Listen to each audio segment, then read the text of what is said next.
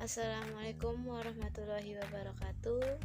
Saya Karosi, kelas 12 TKI 1. Di sini saya akan menjelaskan tentang produksi massal.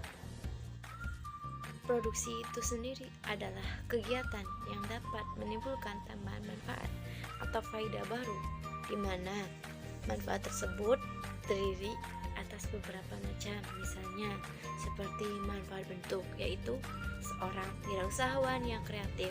Nah, misalnya mengubah bentuk kayu menjadi meja, kursi, lemari, rak buku, dan lain sebagainya.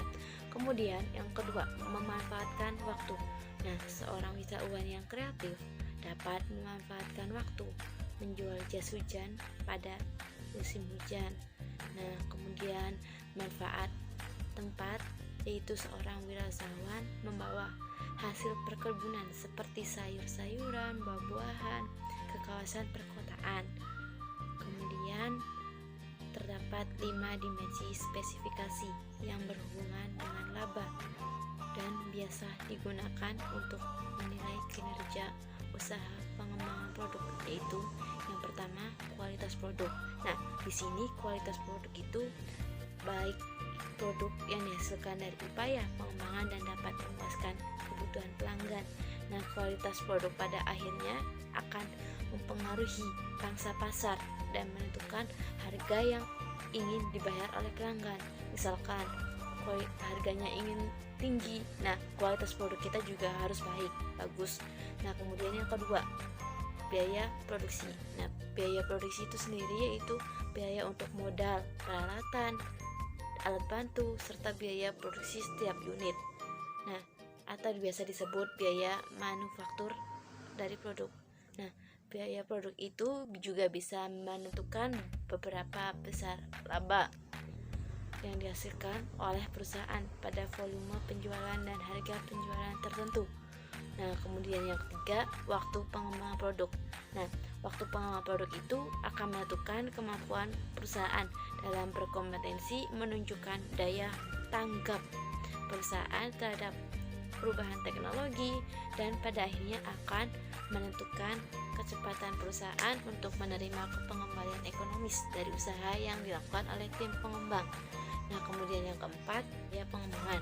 Nah, biaya pengembangan biasanya merupakan salah satu komponen yang penting banget dari investasi yang dibutuhkan oleh mencapai profit.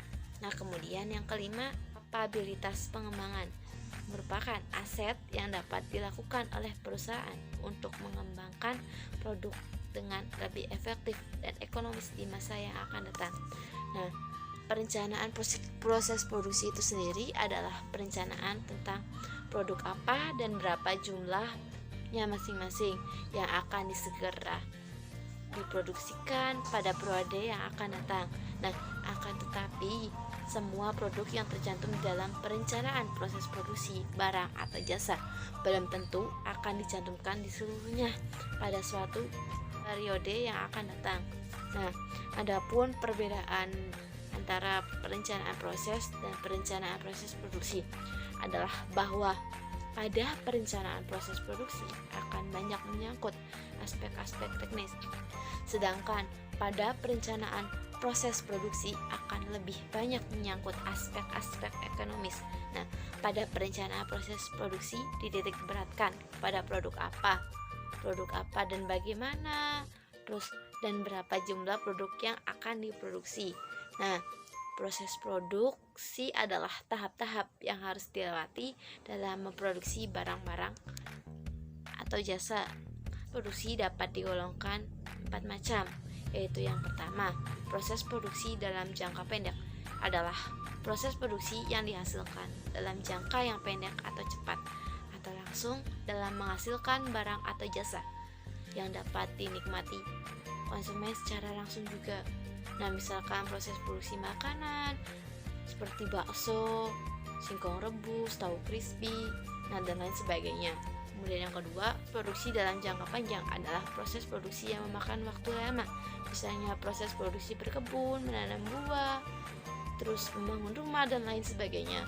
Yang ketiga, proses produksi terus menerus adalah proses produksi yang mengolah bahan-bahan secara berurutan dengan beberapa tahap dalam pengerjaan sampai menjadi barang jadi.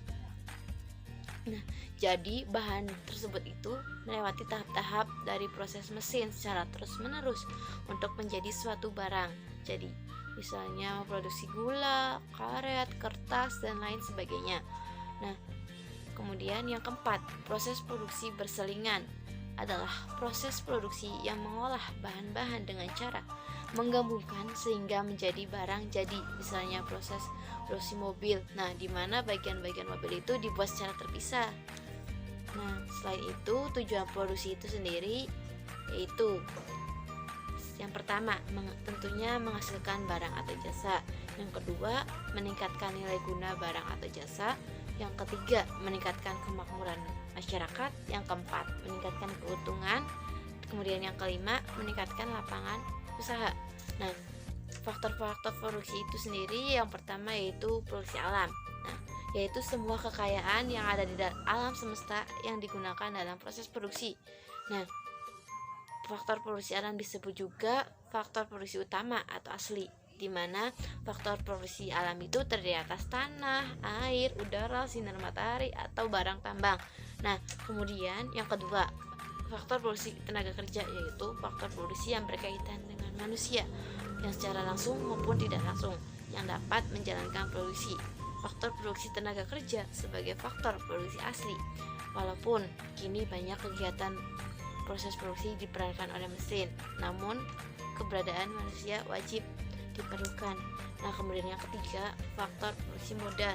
Nah, yaitu faktor yang menunjang, yang mempercepat dan menambah kemampuan dalam produksi. Nah, faktor produksi modal dapat terdiri dari mesin-mesin, sarana pengangkutan, barang, dan alat pengangkutan. Nah, kemudian yang keempat, faktor produksi keahlian atau skill. Jadi itu keahlian dan atau keterampilan individu mengkoordinasikan dan mengelola faktor produksi untuk menghasilkan barang dan jasa. Sekian penjelasan dari saya. Terima kasih atas perhatiannya. Kurang lebihnya saya mohon maaf. Saya akhiri. Wassalamualaikum warahmatullahi wabarakatuh.